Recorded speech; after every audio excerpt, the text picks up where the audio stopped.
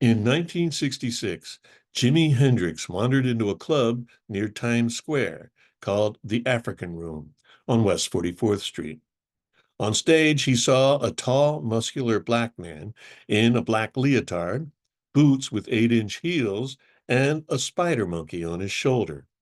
He was doing a voodoo-inspired dance in front of a rock band. Jimi was mightily impressed.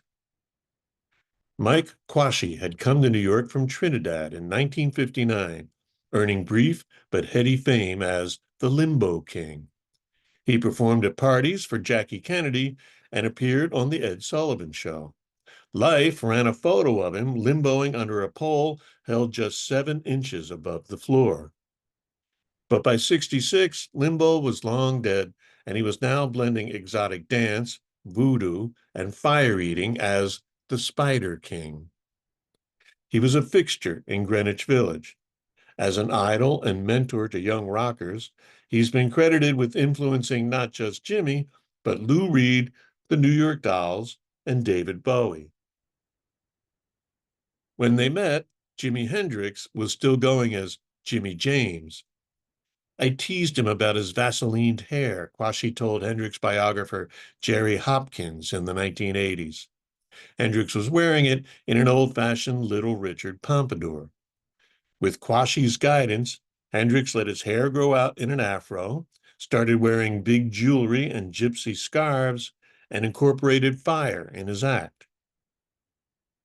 He would often sleep on Quashie's couch, using his apartment as an anchor and later as a place to hide from groupies and hangers-on. In the summer of '66, Jimmy James and the Blue Flames played an afternoon audition at Cafe Wha in the Village. He was soon playing there 5 nights a week. Chas Chandler, the Animals bassist who was quitting the band to become a producer, caught Jimmy's act there. He was so impressed that he flew Jimmy to London almost literally overnight.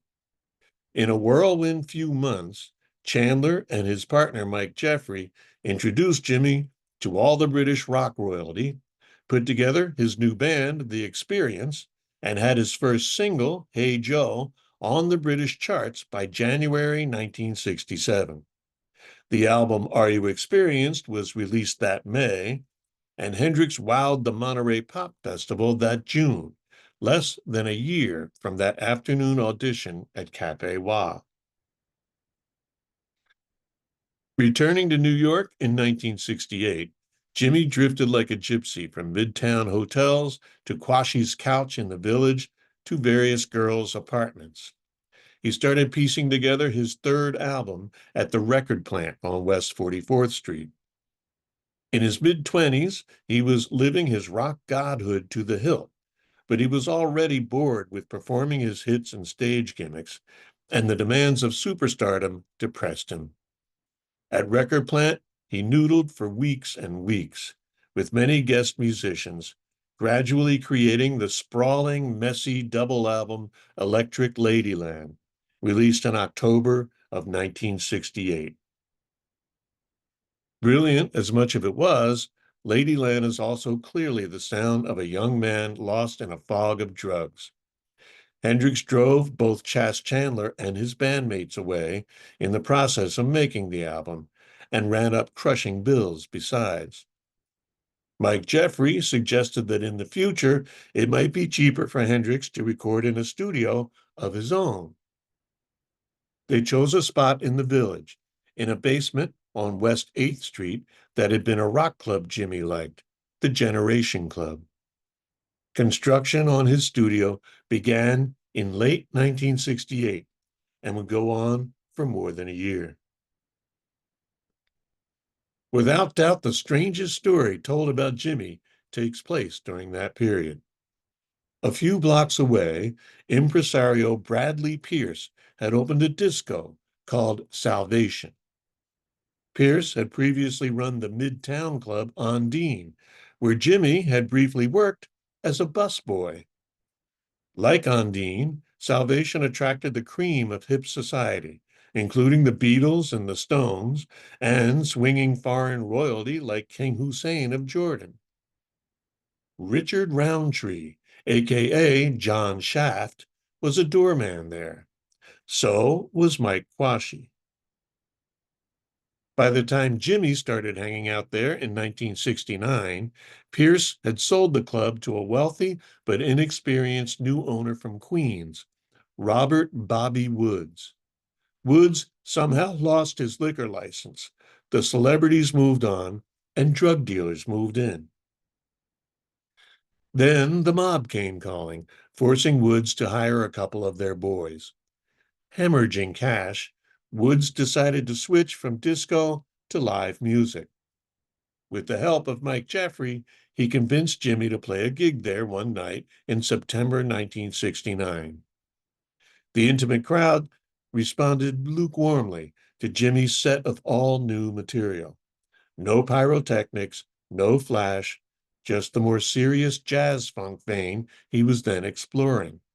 But Jimmy enjoyed himself. He also, according to Hopkins, enjoyed all the free-flowing cocaine Woods made available to him. Different versions of what happened that night after the gig have circulated over the years. In Hopkins' telling, Jimmy left Salvation with a couple of guys looking to score some coke, which makes little sense since apparently it was very easy to get inside the club. His companions were supposedly unconnected young gangsters out to prove themselves to the mafia, which they thought they could do by kidnapping Jimi Hendrix. They held him first in a Little Italy apartment and then moved him to the country house he'd rented in Woodstock. They demanded that Jeffrey and his new partner, Jerry Morrison, sign over management of Jimi Hendrix to them or they'd kill him. Several days passed before Jeffrey and Morrison, with the backing of the actual mafia, secured Jimmy's release. He was unharmed. No report was ever filed with the NYPD or the FBI. Whether or not it's true, that story has a sad coda. Bobby Woods closed the club that November. The following February, he was found in a street in Queens, shot to death in what looked like a mob hit.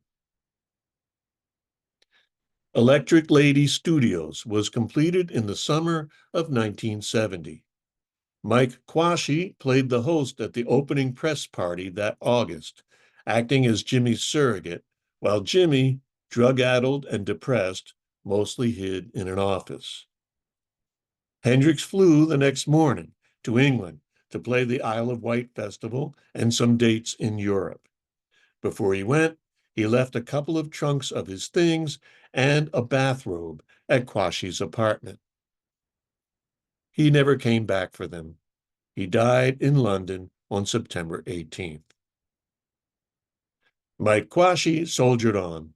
In 1973, he opened for Led Zeppelin at Madison Square Garden. But gigs came slowly, so he got a day job with the New York City Department of Buildings. He lived in Greenwich Village until 2009, when he moved to an assisted living facility in the Bronx. Still an icon and legend among New York rockers, he passed away in 2019 at the age of 88.